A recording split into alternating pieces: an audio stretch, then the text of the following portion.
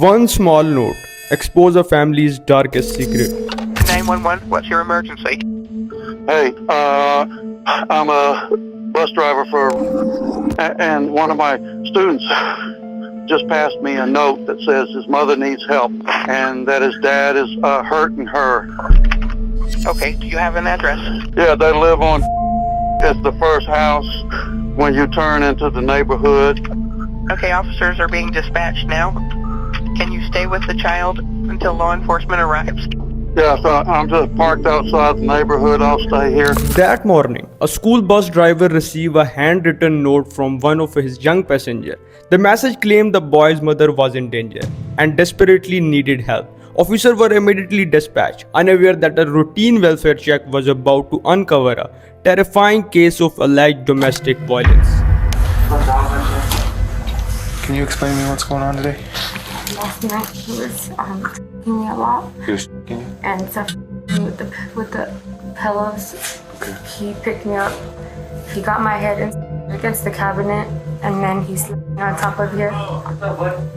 And then my kids were screaming and crying, and he said that he was either I die or he's gonna have a shot. Veronica told officer that the violence had lasted for hours. She said her phone had been taken away, making it impossible to call for help.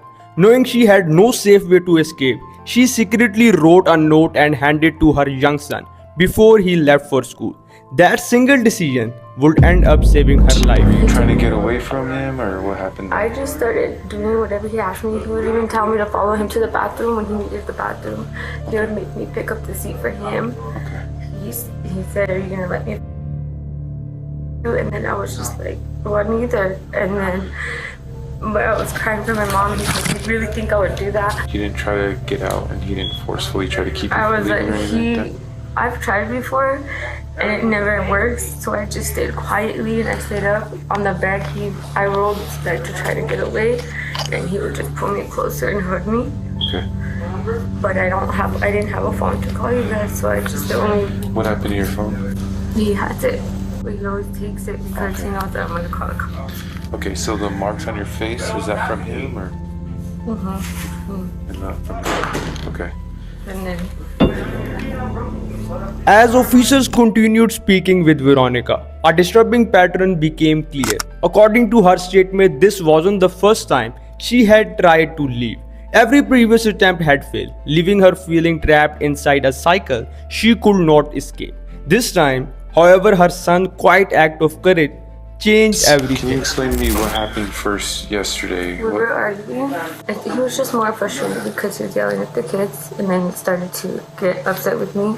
He got upset because I didn't cook, grabbed himself something to eat, and he told me to cook garbage and give it to him, but it's because I had the baby in the bed and laid it down. She was getting upset every time I walked out.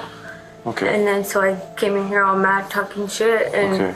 I was right there by the microwave, and I slammed it to close it because he had his food in there. I was gonna heat it up, and he told me to shut up, and then he got up and pulled me from my hair and pushed my head toward the cabinet in my head, like when I thought, and that's why it's swollen right here. When I got in my swollen to his arm, but he lifted me up because he's so strong. He lifted me up and he slammed me on the counter. My kids were crying at the same time. My oldest son Okay. came out. What did you feel when he grabbed your neck? I don't know, like I was like trying to fight to get it off, and then all of a sudden, like my body just started feeling weak. Feeling weak? Yeah, and I felt like I was underwater and I couldn't breathe. And I was just like trying to calm him down, like, "Oh baby, I love you, please stop, this is enough." But I was just like, because I already know. Veronica told investigators that what started as an argument quickly turned violent. She described being thrown into cabinets, pinned down, and allegedly strangled to the point where she struggled to breathe. Throughout the ordeal, her children watched in fear. Despite everything, her main concern wasn't herself. It was protecting her kids and making sure they survived the night. Talking about, "Are you scared to die?" And I'm like, "Yes." He's like, "How does it feel?" Because you almost died. And I was just like, Okay. if it just hurts, it's painful. He's like, why are you scared to die? Like, and then I said, because my kids. During the interview, Veronica also told officers that Eric had reportedly stopped taking the pre-prescribed medication. Investigators documented the information as part of the case, But it's important to remember that mental health conditions do not explain or justify acts of violence. The focus of the investigation remained on the evidence and Veronika's statement. Little elevated at 98, but nothing crazy. Do you take your medications for PTSD and the depression? No, no what? Do you take medications for it? Yes. Are you current on your medications? So we always recommend heading up to the hospital, especially because he has like PTSD, bipolar depression. After all the speaking with Veronika, officer gathered evidence and continued their investigation. Eric was first evaluated by medical personnel before detective moves forward with the criminal case. By this point, investigators believed they had enough evidence to place him under arrest. Stand up, face me. Turn around for this officer. Turn around for him, bro. There you go. Oh, I got a piss, bro. Alright, bud. Well, before we take you in, alright, you're gonna be placed under arrest, okay? CID is the one that are gonna take you the charges. Unfortunately, I don't know them.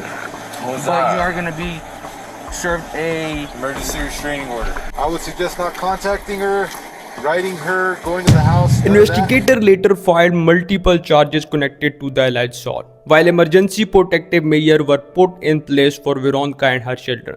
The legal process continued, but one fact never changed. None of this would happen without the courage of a 5-year-old boy who quietly passed a handwritten note to his school bus driver. That simple act gave his mother a chance to escape and change his family future forever.